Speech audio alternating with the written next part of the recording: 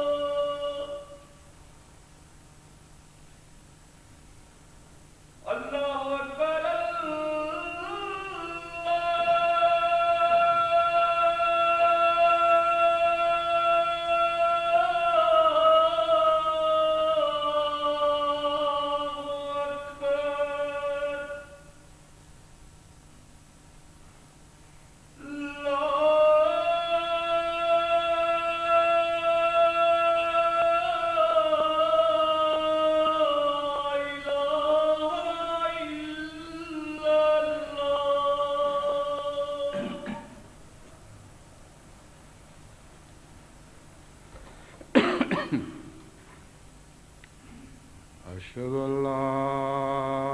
إله إلا الله وحده لا شريك له وأشهد أن محمدا عبده ورسوله أما بعد فأعوذ بالله من الشيطان الرجيم بسم الله الرحمن الرحيم الحمد لله رب العالمين الرحمن الرحمن الرحيم مالك يوم الدين إياك نعبد وإياك نستعين اهدنا الصراط المستقيم صراط الذين أنعمت عليهم غير المغضوب عليهم ولا الضالين۔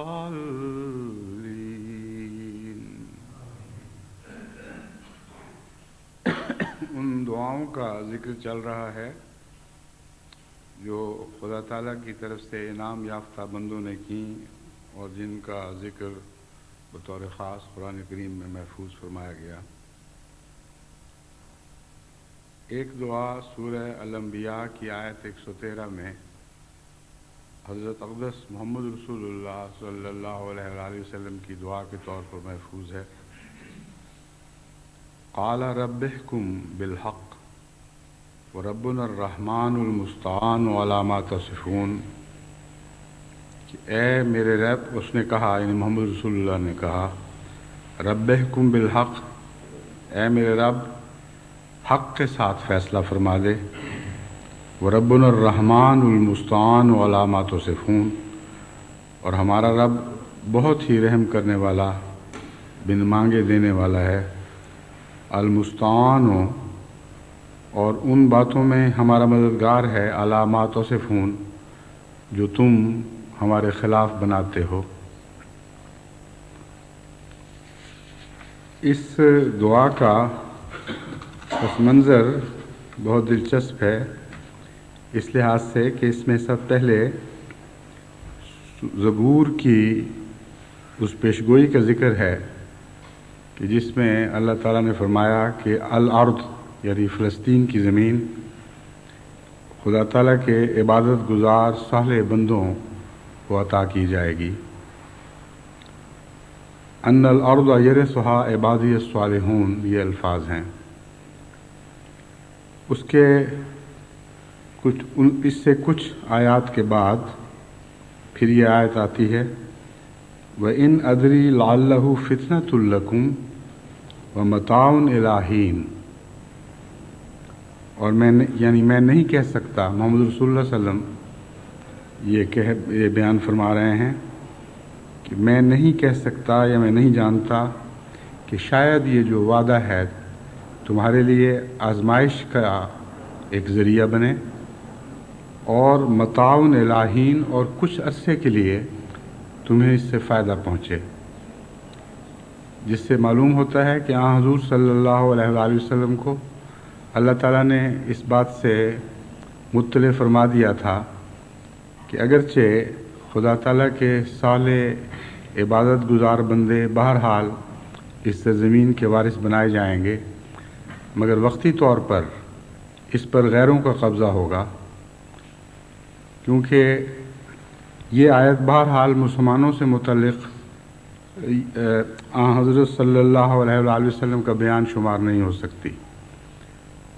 کیونکہ وہ وعدہ کہ جو خدا کے پاک بندوں کو، عبادت گزار بندوں کو زمین دی جائے گی،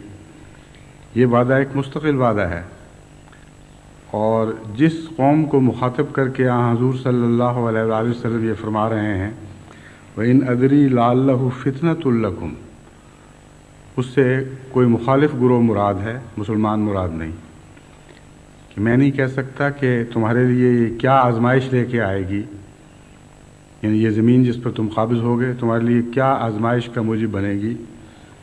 وَمَتَاعٌ إِلَىٰ حِین، ہاں کچھ مدت کے لیے تمہیں ضرور اس سے فائدہ پہنچ سکتا ہے۔ اس کے مان بعد یہ دعا ہے، قُلْ رَبِّ احْکُم بِالْحَقِّ، اے میرے رب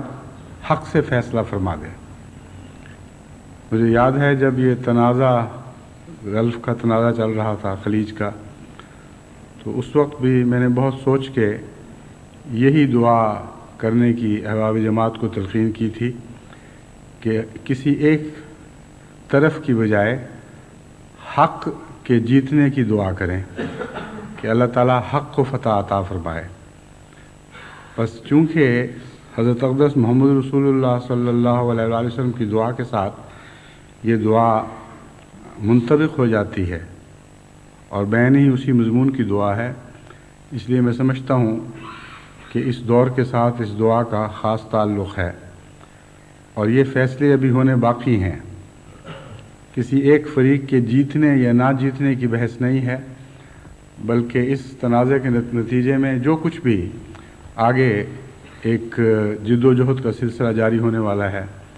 جو حالات بھی پیدا ہوں گے، بالآخر ہماری دعا یہی ہے کہ اے خدا حق کے ساتھ فیصلہ فرما دے، اور جن لوگوں کے مقدر میں یہ سرزمین لکھی گئی ہے بالآخر ان تک یہ پہنچے۔ چنانچہ اس کے بعد حضور صلی اللہ علیہ وآلہ وسلم اپنے رب سے عرض کرتے ہیں وَرَبُّنَا الرَّحْمَٰنُ الْمُسْتَعَانُ، کہ ہمارا رب بہت ہی رحمت کرنے والا، بہت ہی بے انتہا دینے والا، بن مانگے دینے والا ہے، اور جو کچھ یہ لوگ ہم پر باتیں بناتے ہیں یا تم لوگ ہم پر باتیں بناتے ہو، ان کے خلاف یہی رب ہمارا مددگار ہوگا اور مددگار ہے۔ بس اس وسیع تر معنی میں یہ دعا کرنی چاہیے۔ دوسری دعا اس کے بعد سورہ المومنون کی آیت 27 میں ہے، یہ حضرت نوح کی دعا ہے۔ اس سے پہلے ہی آیات میں یہ ذکر ہے کہ حضرت نوح کی قوم کے سرداروں نے آپ کے متعلق طرح طرح کی باتیں بنائیں اور کہا کہ تم محض اپنی فضیلت چاہتے ہو اور خدا کا پیغام ہم تک پہنچانا محض ایک بہانہ ہے، اور پھر یہ کہا کہ اگر خدا چاہتا تو اپنی طرف سے فرشتے نازل فرماتا، کجا یہ کہ تمہیں ہم پر پیغمبر بنا کے بھجواتا جو محض ایک انسان ہو، اس سے زیادہ تمہیں کوئی حیثیت نہیں، اور پھر یہ بھی کہا کہ انسان ہی نہیں ایک مجنون انسان ہو، تمہیں تو جنون ہو چکا ہے، دیوانے ہو گئے ہو، بس ہم اس بد انجام کا انتظار کر رہے ہیں جو تمہیں پہنچے گا۔ اس پر حضرت نوح نے یہ دعا کی قال رب انصرنی بما کذبون، اے میرے رب میری نصرت فرما بما کذبون۔ بما کذبون کا ایک ترجمہ یہ ہے، اور یہی ترجمہ حضرت مسلم موعود نے بھی کیا ہے کہ بس سبب اس کے جو انہوں نے مجھے جھٹلا دیا، اور ایک اور ترجمہ جو اس سیاق و سباق میں برمحل بیٹھتا ہے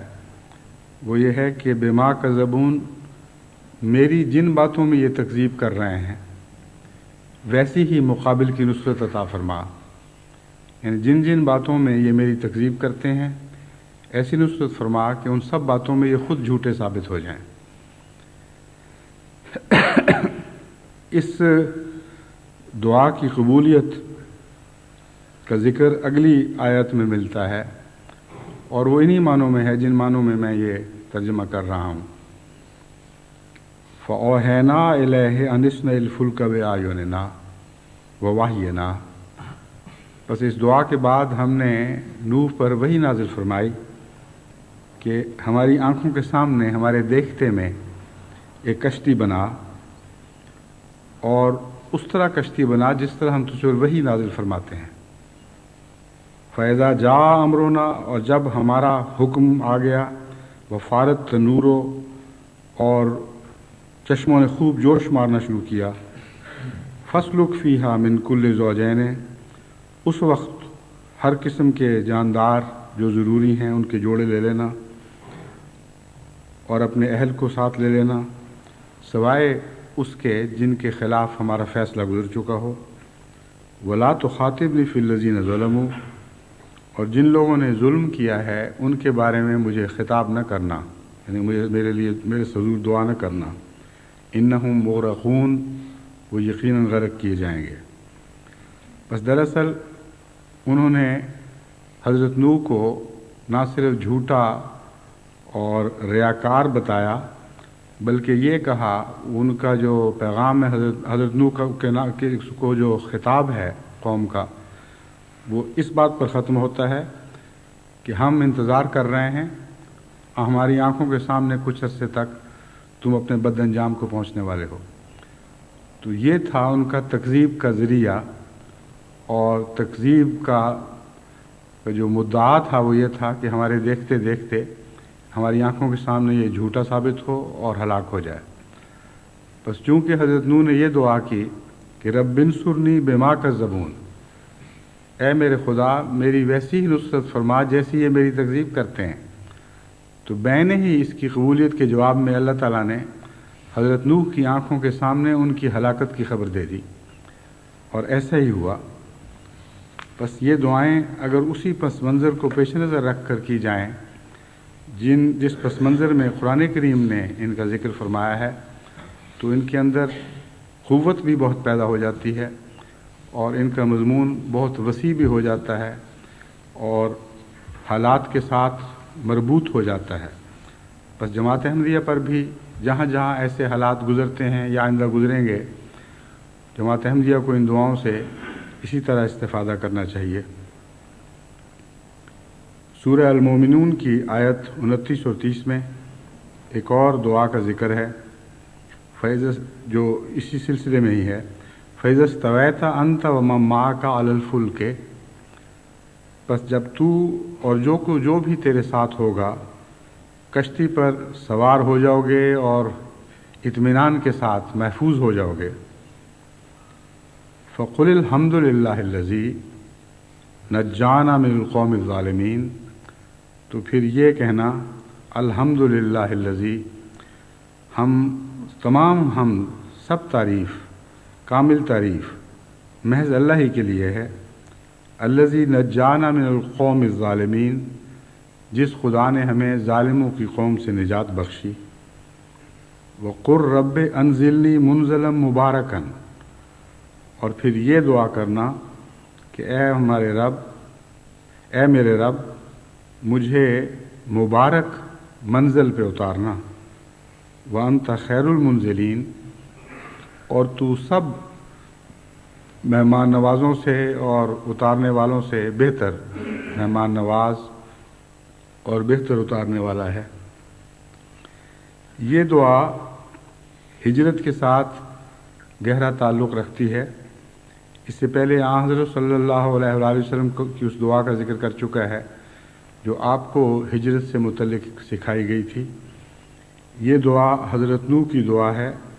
کہ منزل مبارکن ہو، جہاں میں جاؤں دنیاوی اغراض سے نہ جاؤں، بلکہ جو کچھ بھی مجھے ملے تیری طرف سے برکتیں عطا ہوں۔ وہ مہاجرین جو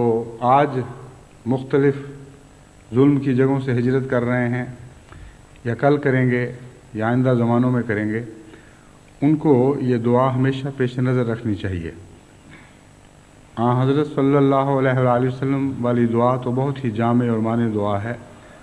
اس کے علاوہ یہ دعا بھی خاص حالات پر اطلاق پاتی ہے، اور جو مہاجرین یہ دعا نہیں بھی کر سکے ان کو اب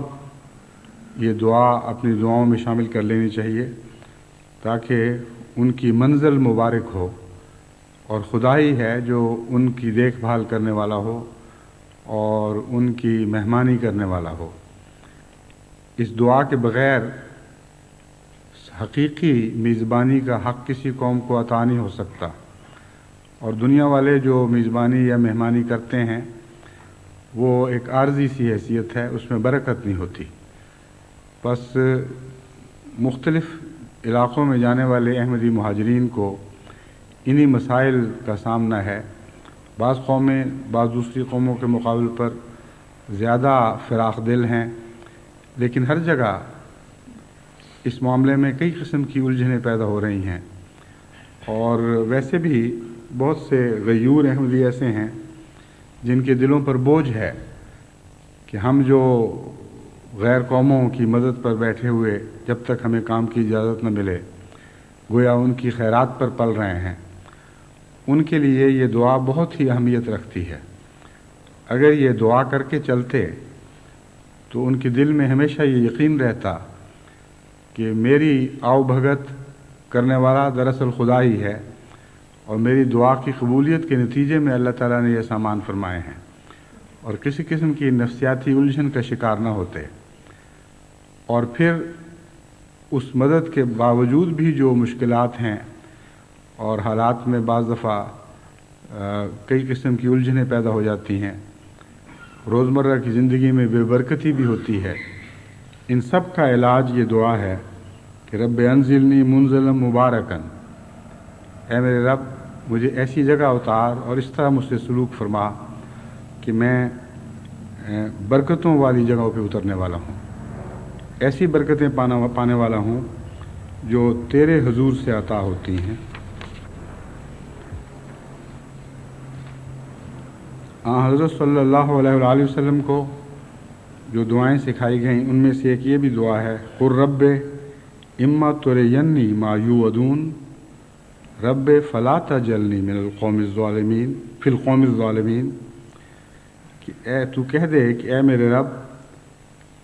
کیا ایسا نہیں ہو سکتا کہ تو مجھے زندگی ہی میں دکھا دے، مجھے اپنی زندگی میں ہی دکھا دے جو تو میرے مخالفوں سے وعدے کرتا ہے، یعنی وعید جو ان سے کرتا ہے، ان کو جو انذار کر فرماتا ہے،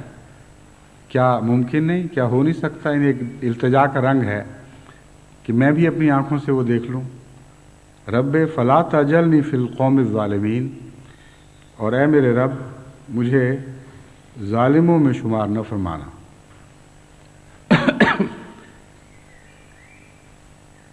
اس کے مان بعد خدا تعالیٰ کی طرف سے یہ جواب ہے، وَإِنَّا عَلَىٰ أَن نُّرِيَكَ مَا نَعِدُهُمْ لَقَادِرُونَ، کہ یقیناً ہم اس بات پر قادر ہیں کہ جو کچھ ہم ان سے وعید کرتے ہیں تجھے بھی اس میں سے کچھ دکھا دیں۔ اس موقع پر ایک یہ سوال اٹھتا ہے کہ اللہ تعالیٰ نے خود ہی قبول کرنی ہے، خود ہی دعائیں کیوں سکھاتا ہے، اور یہ اس میں کیا حکمت ہے؟ یہ جو مسلسل طرز چل رہی ہے کہ اللہ تعالیٰ اپنے انبیاء کو ایک طرف دعا سکھاتا ہے اور دوسری طرف اس کی قبولیت کا اعلان فرما دیتا ہے۔ دراصل اس مسئلے کو سمجھنے کے لیے اپنے بچوں سے اپنے تعلقات پر نظر ڈالنی چاہیے۔ وہ بچے پیارے پیارے جن کو ابھی پوری طرح خود شعور نہیں ہوتا، بہت سی باتیں کرنے کا سلیقہ نہیں ہوتا، والدین جو پہلے سے ہی کچھ دینے پر تیار بیٹھے ہوتے ہیں انہیں پہلے مانگنے کے طریقے بتاتے ہیں اور کئی طرح سے پیار کے رنگ میں ان کو کہتے ہیں تم ہم سے یہ مانگو، اس طرح مانگو، اور پھر جیب پہلے ہی بھری ہوتی ہے، ہاتھ مچل رہے ہوتے ہیں کہ ادھر سے وہ مانگے اور ادھر ہم اس کو عطا کر دیں۔ تو یہ خاص پیار کے انداز ہیں۔ بس انبیاء کو جو دعائیں سکھائی جاتی ہیں یہ اللہ تعالیٰ کے محبت کے اظہار کے رنگ ہیں، اور یہ بھی معلوم ہوتا ہے کہ انبیاء اپنی طرف سے کچھ بھی نہیں کرتے، کلیتاً خدا ہی کے ہاتھوں میں پلتے ہیں۔ جس طرح حضرت مسیح موعود علیہ الصلوۃ والسلام نے فرمایا، ابتدا سے تیرے ہی سایہ میں میرے دن کٹے، گود میں تیری رہا میں مثل طفل شیر خار۔ بس ایک طفل شیر خار کی طرح انبیاء کی کیفیت ہوتی ہے، ماں باپ کی گود میں اور ہاتھوں میں کھیلتے اور انہی سے باتیں سیکھتے ہیں، اور وہی باتیں ان کو سکھائی جاتی ہیں جو سکھانے والے کو مقبول نظر ہوں، اس کو پیاری لگتی ہوں۔ بس اس رنگ میں ہماری تربیت کے بھی سامان ہو گئے جن سے براہ راست خدا کا تکلم نہیں ہوتا، اور بعد میں آنے والی نسلوں پر کتنا بڑا احسان ہے اللہ تعالیٰ کا کہ وہ باتیں جن کے ہم یہ حقدار نہیں کہ خدا ہمیں براہ راست سکھائے، اپنے پیارے انبیاء کو سکھا کر ان کا ذکر محفوظ کر کے ہمیں بھی وہ طریقے بتا دیے۔ بس حضور صلی اللہ علیہ وآلہ وسلم کو آپ کے دشمنوں کا جو انجام دکھانا تھا وہ تو مقدر تھا، اس کے فیصلے ہو چکے تھے، مگر اللہ تعالیٰ نے آپ کو اس رنگ میں یہ دعا سکھائی کہ گویا آپ کی طلب پر عطا ہو رہا ہے،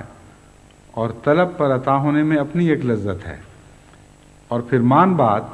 بلا توقف یہ اطلاع فرما دی، وَإِنَّا عَلَىٰ أَن نُرِيَكَ مَا نَعِدُهُمْ لَقَادِرُونَ، کیوں نہیں میرے بندے، ہم ضرور اس بات پر قادر ہیں کہ جو کچھ ہم ان کو ڈرا رہے ہیں تجھے بھی وہ دکھا دیں۔ بس حضرت اقدس محمد رسول اللہ صلی اللہ علیہ وآلہ وسلم کی زندگی میں جو دشمن پر کامل غلبہ عطا ہوا اور طرح طرح کے معاند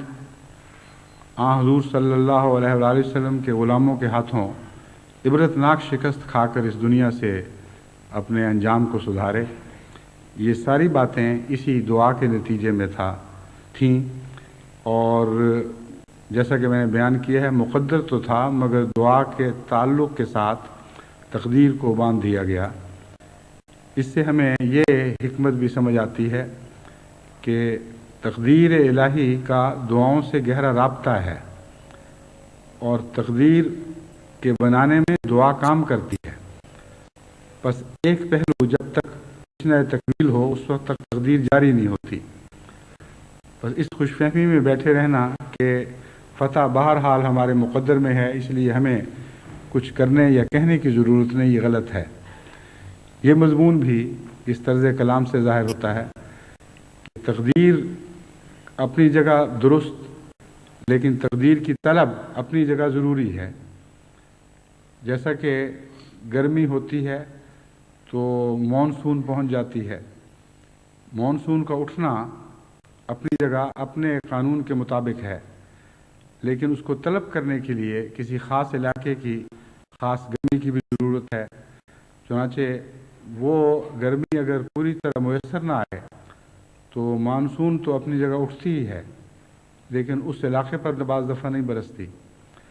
بس اس لحاظ سے یعنی بین ہی یہ مضمون تو صادق نہیں آتا، مگر یہ ایک ملتی جلتی مثال ہے۔ ہمیں اپنی فتح کی دعاؤں سے بھی غافل نہیں رہنا چاہیے،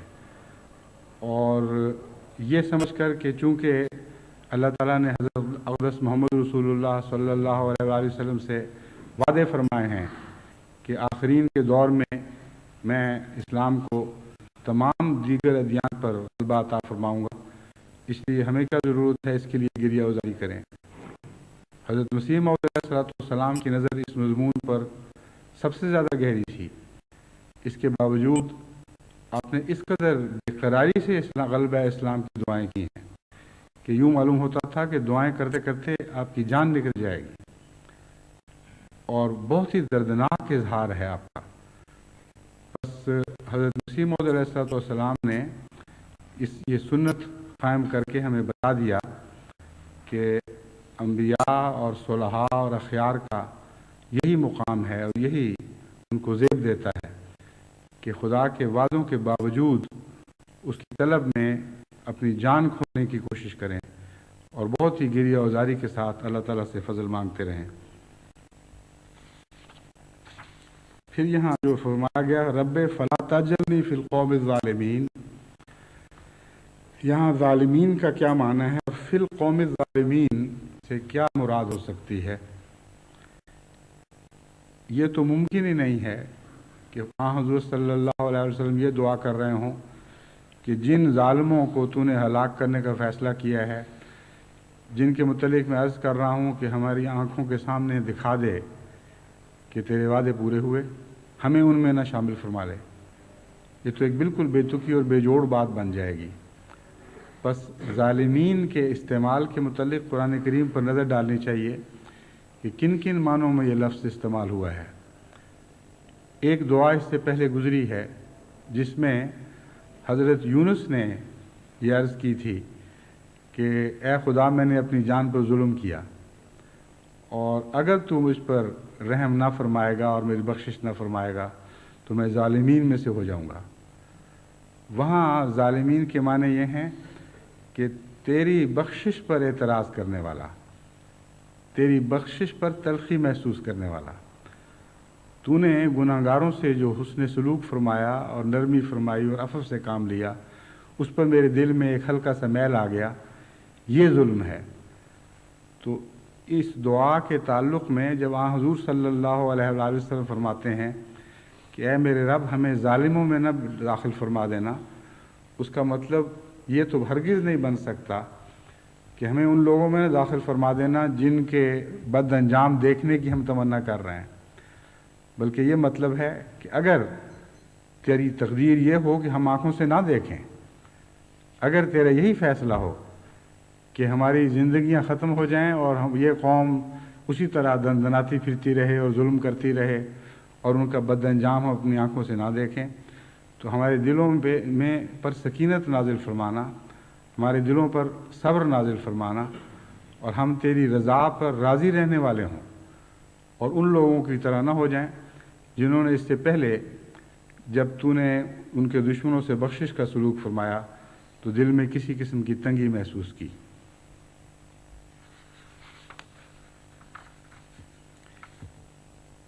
ایک دعا سورہ المومنین آیت 110 میں درج ہے، خدا کے ان نیک بندوں کی دعا جو دوزخیوں کے مقابل پر جب وہ ان سے تمسخر کیا کرتے تھے وہ دعا مانگا کرتے تھے، اس وقت اللہ تعالیٰ فرماتا ہے انہ کان فریق من عبادی یقولون، میرے بندوں میں سے ایک گروہ ایسا تھا جب ان پر ظلم ہوئے، ان سے تمسخر کا سلوک ہوا، وہ یہ کہا کرتے تھے ربنا آمنا فاغفر لنا، اے ہمارے رب ہم تو ایمان لے آئے ہیں اس لیے ہم سے بخشش کا سلوک فرما، ورحمنا اور ہم پر رحم فرما، وانت خیر الراحمین اور سب رحم کرنے والوں سے بڑھ کر تو رحم کرنے والا ہے۔ اس کے معنی بعد خدا فرماتا ہے فاتخذتموہم سخریا، وہ یہ دعائیں کرتے تھے، یہ التجائیں کرتے تھے اور اس کے باوجود تم انہیں مذاق کا نشانہ بنا لیتے تھے، حتیٰ انسوکم ذکری، یہاں تک کہ تم میرے ذکر کو بھلا بیٹھے، وکنتم منہم تضحکون اور تم ان سے مسلسل مذاق کرتے رہے، انی جزیتہم اليوم بما صبروا انہم هم الفائزون، آج کے دن جو جزا سزا کا دن ہے میں ان لوگوں کو یعنی خدا کے اپنے ان مومن بندوں کو جو تمہارے ظلموں کے مقابل پر صبر کیا کرتے تھے جزا کی خوشخبری دیتا ہوں اور یہ بتاتا ہوں کہ انہم هم الفائزون، کہ یہ وہ لوگ ہیں جو نجات یافتہ ہیں اور نیک انجام کو پہنچنے والے ہیں۔ پھر سورہ المومنون ہی میں آیات 98 اور 99 میں حضور صلی اللہ علیہ وآلہ وسلم کو ایک دعا سکھائی گئی، وہ یہ ہے وَقُلْ رَبِّ أَعُوذُ بِكَ مِنْ ہَمَزَاتِ الشَّيَاطِينِ وَأَعُوذُ بِكَ رَبِّ أَنْ يَحْضُرُونَ، کہ اے میرے رب، اے میرے بندے تو مجھ سے یہ سوال کر، مجھ سے یہ دعا کر، رب اعوذ بک من ہمزات الشیاطین، اے میرے رب میں تیرے سرکش بندوں کے وساوس اور ان کے فتنوں سے تیری پناہ مانگتا ہوں، واعوذ بک رب ان یحضرون، اور میں تجھ سے اس بات کی پناہ مانگتا ہوں کہ وہ مجھ تک پہنچ سکیں۔ حضرت مسلم موعود نے اس کا ترجمہ یہ کیا ہے اور تو کہہ دے اے میرے رب میں سرکش لوگوں کی شرارتوں سے تیری پناہ مانگتا ہوں۔ ہمزات کا اول ترجمہ وساوس ہیں اور کئی قسم کے برے خیالات ہیں، اور دراصل شیاطین کی شرارتوں سے ان کا گہرا تعلق ہے، اسی لیے حضرت مسلم موعود نے اس موقع پر اس کا ترجمہ شرارتیں کر دیا۔ ایسے دور جن میں مخالفین کو خاص طور پر غلبہ نصیب ہو اور وہ مومنوں سے جس طرح چاہیں سلوک کریں، اسی دور میں ان شرارتوں کے نتیجے میں وساوس پیدا کیے جاتے ہیں اور اپنے موقف سے مومنین کو ہٹانے کے لیے طرح طرح کے وسوسے پھیلائے جاتے ہیں کہ دیکھو اگر تمہارا خدا ہوتا، اگر تم سچے ہوتے، جس پر تم ایمان لائے ہو، اگر وہ واقعی خدا نے بھیجا ہوتا تو کیوں آج تم بے سہارا چھوڑے جاتے، کیوں آج تم ہمارے رحم کرم پر ڈالے گئے۔ بس شرارتوں کے ساتھ وساوس کا گہرا تعلق ہے، اور ہم نے گزشتہ ابتلا کے دور میں پاکستان میں جو ابھی بھی جاری ہے یہ خاص طور پر دیکھا ہے کہ پہلے احمدیوں کو ظلموں کا نشانہ بنایا جاتا ہے، طرح طرح کی شرارتیں کی جاتی ہیں، اور پھر خود ظلم کرنے والے یہ کہتے ہیں کہ دیکھو ہم تو تم پہ ظلم کر رہے ہیں اور ہمارا کچھ نہیں ہو رہا، اس لیے ہم سچے ہیں، تم جھوٹے ہو۔ اور بعض نادان اور جاہل کچھ ظلموں سے تنگ آ کر کچھ اپنی کم فہمی کی وجہ سے اس دلیل کو مان جاتے ہیں، حالانکہ شیطان اور جھوٹا سچا ہو ہی نہیں، ظلم کرنے والا سچا ہو ہی نہیں سکتا۔ جو شخص ظلم سے کام لے رہا ہے، اس ظلم کے نتیجے میں اس کی سچائی کیسے ثابت ہو گئی؟ ظالم تو بہرحال جھوٹا ہے۔ اسی لیے قرآن کریم نے اس کا ذکر شیاطین کے طور پر فرمایا ہے کہ یہ عجیب باغی اور شیطان لوگ ہیں، ایک طرف مومنوں کو دکھ دیتے ہیں اور پھر انہی دکھوں کو ان کے ایمان کو متزلزل کرنے کے لیے استعمال کرتے ہیں۔ تو اے محمد تو یہ دعا کیا کر صلی اللہ علیہ وسلم، رب اعوذ بک من ہمزات الشیاطین، میں شیاطین کے ہر قسم کے شر اور ان شرور کے نتیجے میں پیدا ہونے والے وساوس سے تیری پناہ مانگتا ہوں۔ وَأَعُوذُ بِكَ رَبِّ أَن يَحْضُرُونَ، بلکہ میں تو یہ پناہ مانگتا ہوں کہ ہم تک ان کی رسائی نہ ہو، نہ وہ ہم تک پہنچ سکیں، نہ ان کے وساوس اور ان کے شر ہمیں چھوئیں۔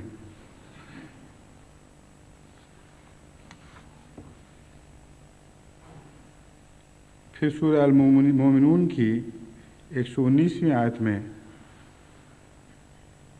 اللہ تعالیٰ فرماتا ہے وقر، یہی دعا حضور صلی اللہ علیہ وسلم کو سکھائی گئی ایک اور دعا، وقر رب اغفر وارحم وانت خیر الراحمین، کہ اے میرے رب تو مجھ سے مغفرت کا سلوک فرما،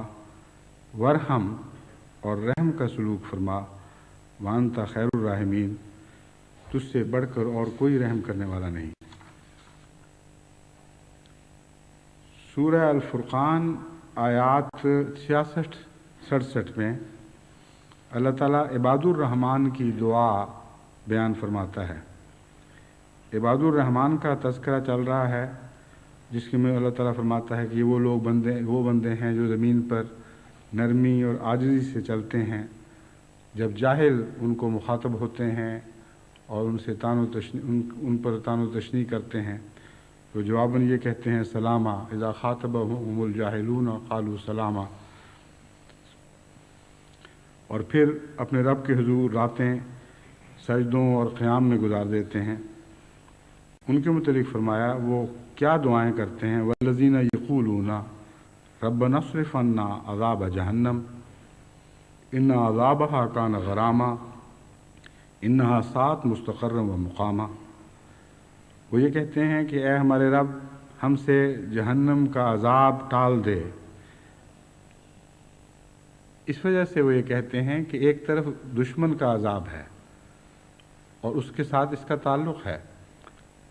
فرعون کے وقت میں جن ساحروں کو اللہ تعالیٰ نے ایمان کی توفیق عطا فرمائی، انہوں نے بھی یہی ذکر کیا تھا کہ ہم تو خدا سے زیادہ ڈرتے ہیں، تجھ سے نہیں ڈرتے، تو جو چاہے عذاب ہم پر نازل کر، ہم نے تو صداقت کو دیکھ لیا اور پہچان لیا، اس لیے اب ہم اس صداقت سے پھرنے والے نہیں ہیں۔ بس دنیا کے عذاب اور دنیا کی تان و تشنیع اور دنیا کے تمسخر کے نتیجے میں ایک طرف انسانوں کا خوف پیدا ہوتا ہے، اس خوف سے صرف خدا کا خوف انسان کو بچا سکتا ہے اگر وہ دل پر غالب ہو۔ بس ان دو خوفوں کے درمیان عباد الرحمن کیا فیصلہ کرتے ہیں، ان کا ذکر چل رہا ہے۔ فرمایا ان کا فیصلہ یہ ہوتا ہے کہ وہ راتوں کو اٹھتے ہیں اور دعائیں کرتے ہیں، سجدے کرتے ہیں، خدا کے حضور کھڑے ہو جاتے ہیں اور عرض کرتے ہیں والذین یقولون ربنا اصرف عنا عذاب جہنم، اے اللہ ہمیں عذاب جہنم کا زیادہ خوف ہے، اس لیے اس عذاب کو ہم سے ٹال دے، ان عذابہا کان غراما، کیونکہ جہنم کا عذاب جو ہے وہ تو بہت بڑی تباہی ہے،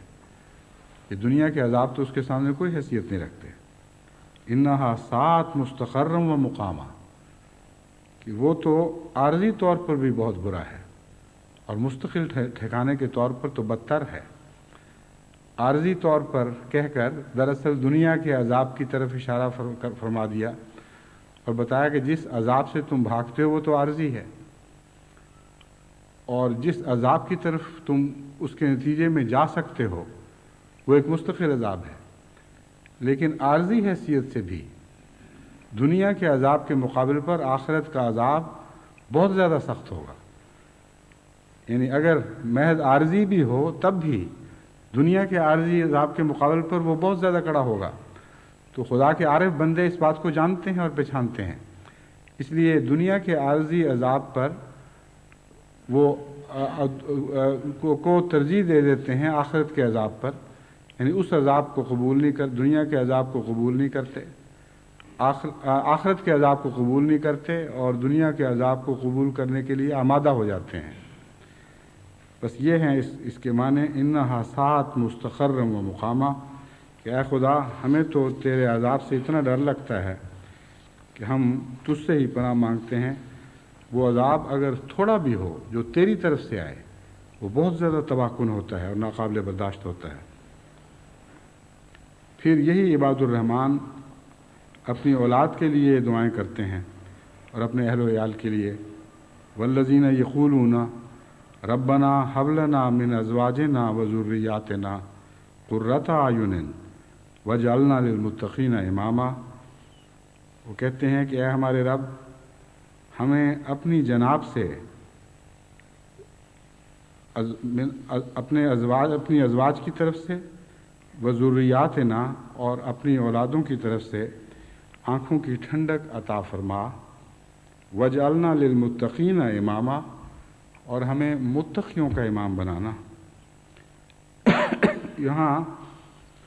یہ بات قابل ذکر ہے کہ بعض دفعہ لوگ ازواج سے مراد صرف خاوند لیتے ہیں، بیویاں لیتے ہیں، اور تفسیر صغیر میں بھی یہی ترجمہ ہے، ہم کو ہماری بیویوں کی طرف سے اور اولاد کی طرف سے آنکھوں کی ٹھنڈک عطا فرما۔ غالباً یہ ترجمہ کرنے کی وجہ یہ بنی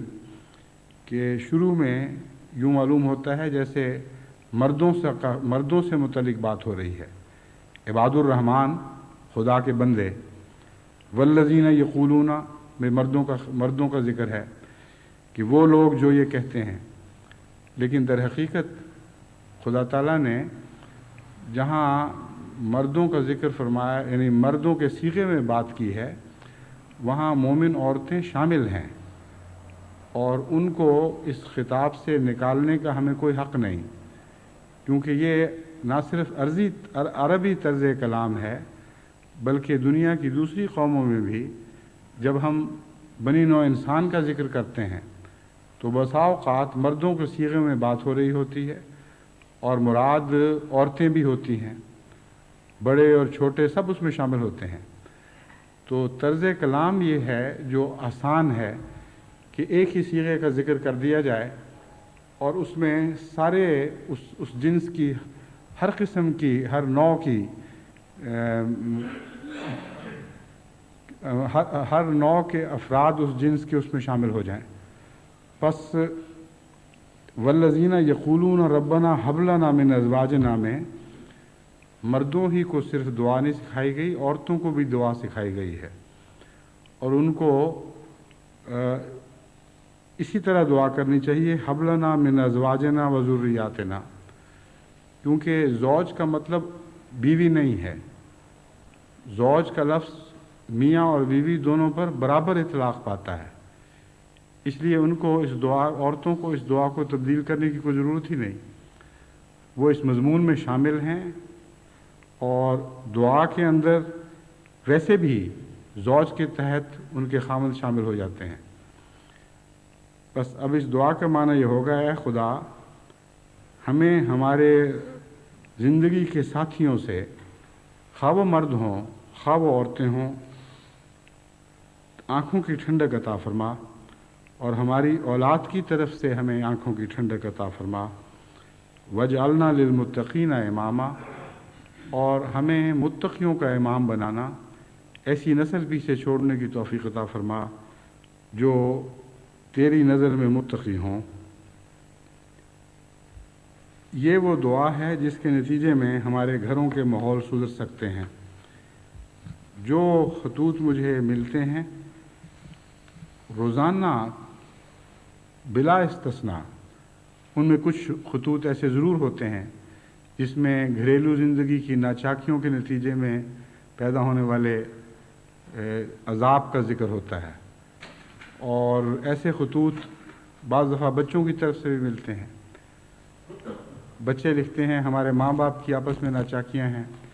آپس میں ایک دوسرے کے خلاف گندی زبان استعمال کرتے ہیں، گھر جہنم بنا ہوا ہے، اور ہم بہن بھائی جو ہیں یوں لگتا ہے کہ بے سہارا ہیں اور ہمارے سر پہ کوئی چھت نہیں ہے، بہت ہی تنگ ہیں اس صورتحال سے۔ اور مشکل یہ ہے کہ ہم کسی کی طرفداری کر نہیں سکتے، اگر کسی کو سچا سمجھیں بھی تب بھی ہم کسی ایک کی طرفداری نہیں کر سکتے۔ پھر بیویوں کے خط آتے ہیں، خامدوں کے خط آتے ہیں۔ اس کے برعکس بعض خط بہت ہی پیارے ملتے ہیں جس میں ایک بہو اپنی ساس کی، اپنے خسر کی، اپنے خاوند کی، اپنے سارے ماحول کی تعریف کر رہی ہوتی ہے، ان کے لیے دعاؤں کے لیے لکھ رہی ہوتی ہے، کہتی ہے میں تو جنت کے گھر میں، ایک جنت نشان گھر میں آ گئی ہوں، اس طرح یہ لوگ میرا خیال کرتے ہیں، اس طرح مجھے پیار دیتے ہیں۔ اللہ تعالیٰ کے فضل کے ساتھ جن کو اعلیٰ خلق عطا ہوں، امر واقعہ یہ ہے کہ ان کے گھر جنت نشان ہی بنتے ہیں۔ اخلاق کی کمی کے نتیجے میں یہ دنیا ہمارے لیے جہنم بن سکتی ہے، اور امر واقعہ یہ ہے کہ اگر اخلاق گھروں کو جہنم بنا سکتے ہیں تو یہی اخلاق قوموں کو بھی جہنم میں دھکیل دیتے ہیں، یہی اخلاق بنی نوع انسان کے لیے جہنم پیدا کر دیتے ہیں۔ بس اخلاق کی بہت بڑی اہمیت ہے، اور اعلیٰ خلق کے نتیجے میں صرف ہمارے گھر ہی جنت نشان نہیں بن سکتے، بلکہ ہماری گلیاں، ہمارے شہر، ہمارے وطن، اور اس کے بعد پھر ساری دنیا کے لیے تمام سطح ارض جنت بن سکتی ہے۔ لیکن اس کے لیے دعاؤں کی ضرورت ہے۔ میں نے پہلے بھی بارہا احباب جماعت کو توجہ دلائی ہے کہ اس دعا سے غیر معمولی استفادہ کرنے کی ضرورت ہے، کیونکہ یہ پھر آگے اولاد پر بھی ممتد ہو جاتی ہے، اولاد پر بھی اس کا فیض جاری ہوتا ہے، کیونکہ اس دعا میں یہ سکھایا گیا وجل من ازواجنا و ذریاتنا، اور ذریات میں صرف پہلی نسل مراد نہیں ہے، بلکہ بعد میں آنے والی نسلوں کا سلسلہ اس کے اندر آ جاتا ہے۔ قیامت تک کے لیے انسان اپنی اولاد کے لیے جو دعائیں کرنا چاہتا ہے، اس سے بہتر دعا نہیں ہو سکتی کہ اے خدا ہماری اولاد کو، اولاد در اولاد کو، سلسلہ اولاد کو ہماری آنکھوں کے لیے ٹھنڈک بنانا، اور وہ ٹھنڈک ان معنوں میں ہو وَجَعَلْنَا لِلْمُتَّقِينَ اماما، کہ ہمیں متقیوں کا امام بنانا، غیر متقی کا امام نہ بنائیں۔ بہت ہی کامل دعا ہے اور قیامت تک اثر پیدا کرنے والی ہے، اور پھر یہ بھی ہمیں توجہ دلاتی ہے کہ اگر تم نے اپنے لیے اس دنیا میں جنت پیدا کر لی اور تمہاری اولاد ایسے کو یہ توفیق نہ ملے کہ وہ متقی ہو، تو تم نے جو کچھ حاصل کیا تھا عملاً اس کو کھو بیٹھو گے، تمہارا سارا سرمایہ ضائع ہو جائے گا، تمہاری ساری محنتوں کا پھل جاتا رہے گا۔ اس لیے صرف اپنے لیے فکر نہ کیا کرو، اپنی آئندہ آنے والی نسلوں کے لیے بھی فکر کیا کرو۔ اس مضمون پر اگر آپ غور کر کے یہ دعا کریں تو آپ کے گھر کے ماحول کا ایک بہت ہی دلکش نقشہ آنکھوں کے سامنے ابھرتا ہے۔ بعض میاں بیوی ایک دوسرے سے راضی ہوتے ہیں، مگر ان کے آپس میں راضی ہونے کی بنا تقویٰ نہیں ہوتی۔ ایسے میاں بیوی تو ایک دوسرے سے راضی ہوتے ہیں جن کے گھر میں ڈسکو چل رہا ہے، گانے بجانے ہو رہے ہیں، کئی قسم کی بےہودگیاں ہو رہی ہیں، بظاہر وہ گھر جنت ہے، لیکن اس دعا کے آخری حصے نے بتا دیا کہ وہ جنت ایک محض فرضی اور خیالی جنت ہے اور ایک عارضی حیثیت کی ہے، کیونکہ ایسے لوگوں کی اولادیں پھر متقی نہیں بن سکتی، ایسے لوگوں کی آنے والی نسلیں ان کے لیے حقیقی معنوں میں آنکھوں کی ٹھنڈک کا سامان مہیا نہیں کر سکتی۔ تو وَجَعَلْنَا لِلْمُتَّقِينَ امامہ نے صرف مستقبل کی بات نہیں کی، بلکہ اس زمانے میں جو ہمیں نصیب ہوا ہے، ہمارے گھروں کا ایسا نقشہ بھی کھینچ دیا جس میں تقویٰ کی باتیں ہوں. اگر تقویٰ کی باتیں نہ ہوں تو اگلی نسل کو تقویٰ کہاں سے نصیب ہو جائے گا؟ بس آنکھوں کی ٹھنڈک وہ جس کا تقویٰ سے گہرا تعلق ہو، اس کے لیے دعا سکھائی گئی ہے. اور اس دعا سے غفلت کے نتیجے میں سمجھتا ہوں بہت سے گھر بے وجہ مصیبتوں اور آزمائشوں میں مبتلا ہیں. اللہ تعالیٰ احباب جماعت کو توفیق عطا فرمائے. سنجیدگی سے ہر وہ خاوند اور ہر وہ بیوی جو یہ اپنے لیے دعا کرتی ہے، ان کو میں یقین دلاتا ہوں کہ اس دعا کے نتیجے میں ان کے گھر کے نقشے بدل جائیں گے اور ساری جماعت کا معاشرہ اتنا پاکیزہ ہو جائے گا اور اتنا بلند ہو جائے گا کہ واقعی وہ اس بات کا مستحق ہوگا کہ بنی نوع انسان کی رہنمائی کر سکے اور ہم ساری دنیا کو گھر دینے والے بن جائیں. پھر حضرت ابراہیم علیہ السلام کی دعا سورہ الشعراء آیات 84 تا 90 میں بیان فرمائی گئی. وہ دعا یہ ہے: رب حبلی حکم والحقنی بالصالحین. اے میرے رب مجھے حکم عطا فرما، والحقنی بالصالحین، اور مجھے صالحین میں شامل فرما دے. یہاں حکم کا معنی حکومت نہیں، حکومت بھی ہو سکتا ہے مگر صحیح تعلیم مراد ہے. فیصلہ کن صحیح تعلیم، ایسی صحیح تعلیم جو بین ہو، جو روشن ہو، جس میں بد تعلیم سے نمایاں فرق شامل ہو. ہر ایسی تعلیم کو ہم حکم کہہ سکتے ہیں. بس فرمایا یہ عرض کرتے ہیں اپنے رب سے: رب حبلی حکمم، اے خدا مجھے کھلی کھلی روشن امتیازی ہدایت عطا فرما، والحقنی بالصالحین، اور مجھے صالحین میں شمال فرما لے، صالحین کے ساتھ میرا تعلق قائم فرما دے. واجعل لی لسان صدق فی الآخرین، اور بعد میں آنے والوں کے لیے، بعد میں آنے والوں کی زبان پر میرا ذکر سچائی کے ساتھ چلے.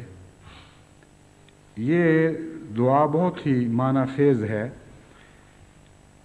حضرت ابراہیم علیہ السلام کو اللہ تعالیٰ نے جتنی گہری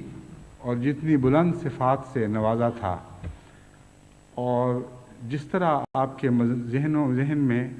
باریک مضامین نازل فرمائے جاتے تھے، ان کا اظہار آپ کی دعاؤں سے ہوتا ہے. اپنی دعاؤں کے آئینے میں ہمیں حضرت ابراہیم علیہ السلام کا دل دکھائی دینے لگتا ہے، آپ کی طرز فکر دکھائی دینے لگتی ہے. عام طور پر لوگ آئندہ زمانوں میں اپنی شہرت چاہتے ہیں، اور امر واقعہ یہ ہے کہ جتنے دنیا کے ہیرو ہیں، وقت کے گزرنے کے ساتھ ان کا ذکر چلتا ہے اور بلند ہوتا رہتا ہے، اور اس میں کئی قسم کے فرضی قصے بھی داخل ہونے لگ جاتے ہیں. بس جس کو ہم کہتے ہیں لیجنڈری فگرز، وہ انسان جو اپنے اپنے وقتوں میں ہیرو شمار ہوئے، بہت بلند مقام تک پہنچے، وہ بالآخر لیجنڈ بن جاتے ہیں اور ان کے متعلق قصے، کہانیاں، افسانے مشہور ہو جاتے ہیں.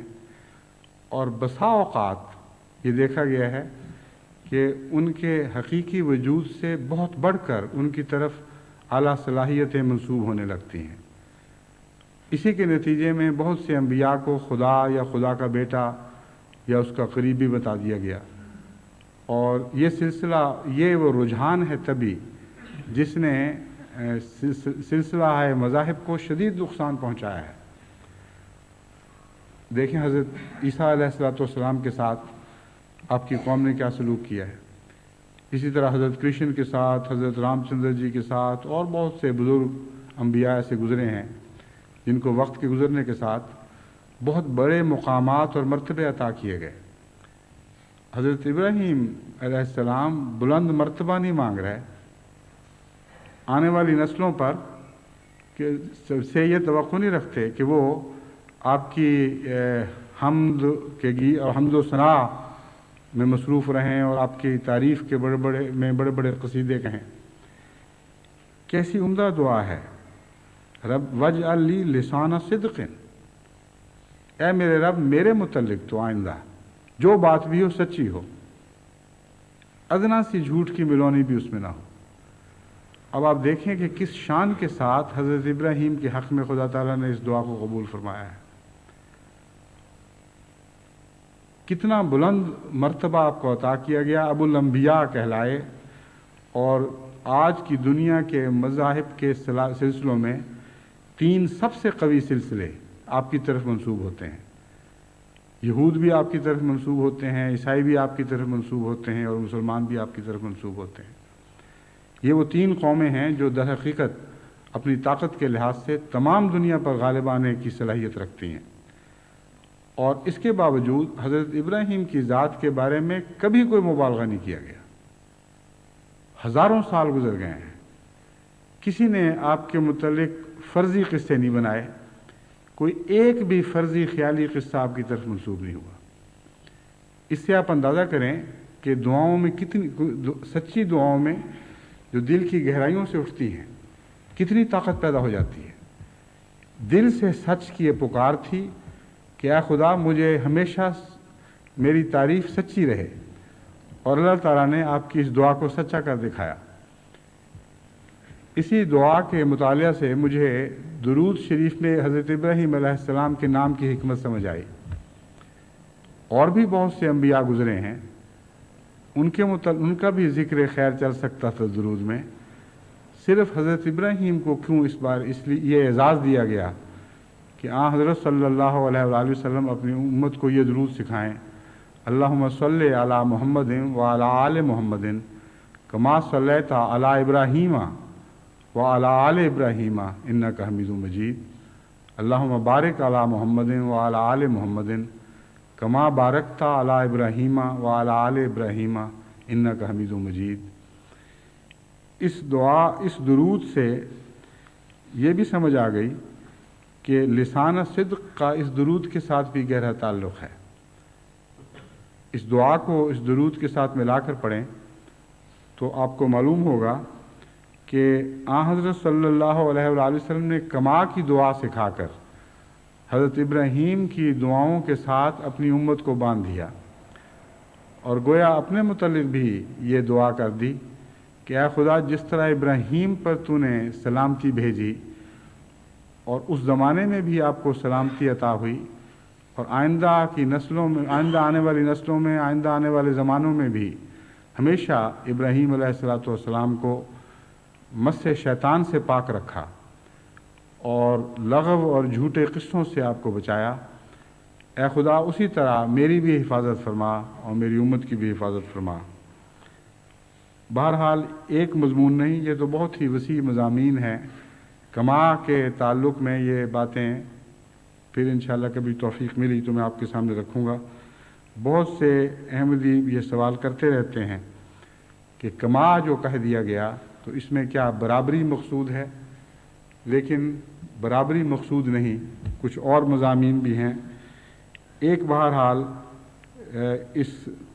درود کا اس آیت کریمہ میں مذکور دعا کے ساتھ تعلق ہے، وَاجْعَلْ لِي لِسَانَ صِدْقٍ فِي الْآخِرِينَ، اے خدا آخرین میں میرا ذکر خیر، سچائی کا ذکر جاری رہے۔ اور چونکہ آخرین کا زمانہ حضرت صلی اللہ علیہ وآلہ وسلم کو عطا ہونا تھا، کیونکہ قیامت تک کے لیے آخرین کا دور آپ کا دور تھا،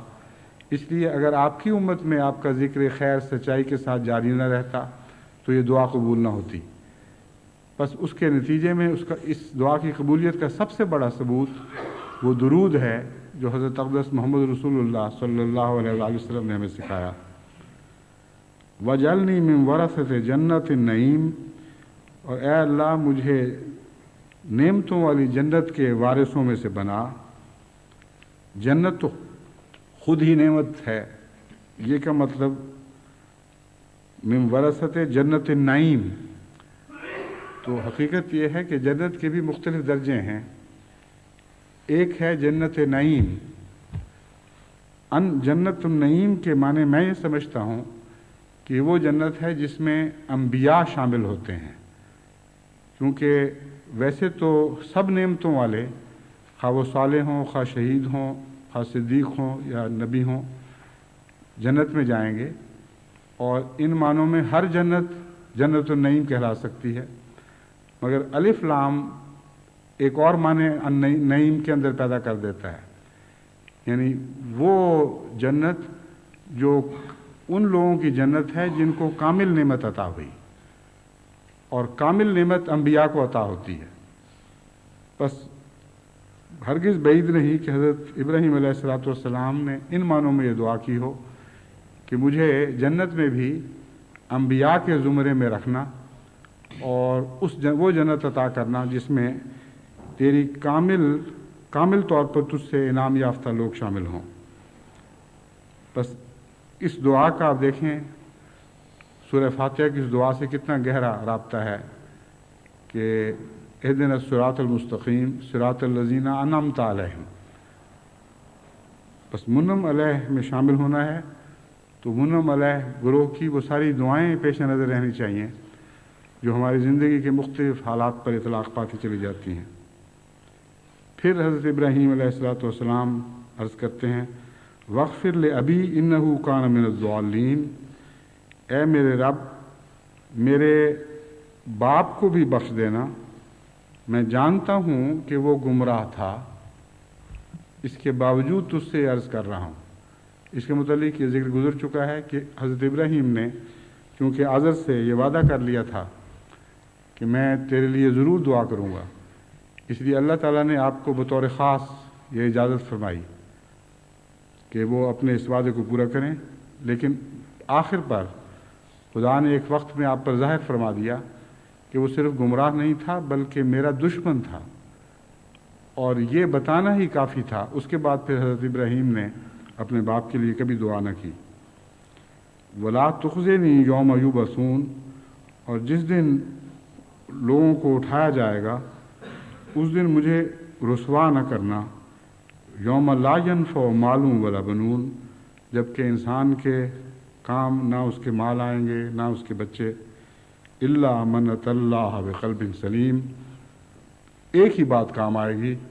کہ خدا کے حضور کوئی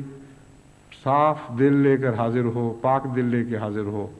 ایسا دل لے کر حاضر ہو جو خدا کے حضور جھکا رہنے والا ہو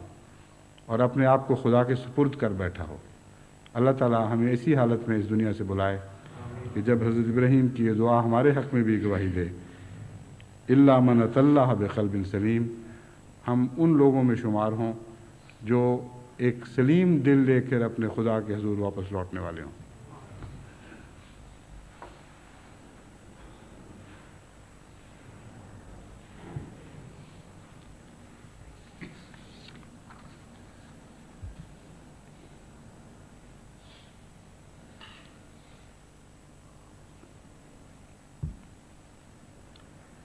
الحمد للہ نحمدہ ونستعینہ ونستغفرہ ونؤمن بہ ونتوکل علیہ ونعوذ باللہ من شرور انفسنا ومن سیئات اعمالنا، من یہدہ اللہ فلا مضل لہ ومن یضللہ فلا ہادی لہ، ونشهد أن لا إله إلا الله وحده لا شريك له، ونشهد أن محمدا عبده ورسوله۔ عباد الله رحمكم الله، إن الله يأمر بالعدل والإحسان وإيتاء ذي القربى وينهى عن الفحشاء والمنكر والبغي يعظكم لعلكم تذكرون۔ اذكروا الله يذكركم وادعوه يستجب لكم، وَلَذِكْرُ اللَّهِ أَكْبَرُ۔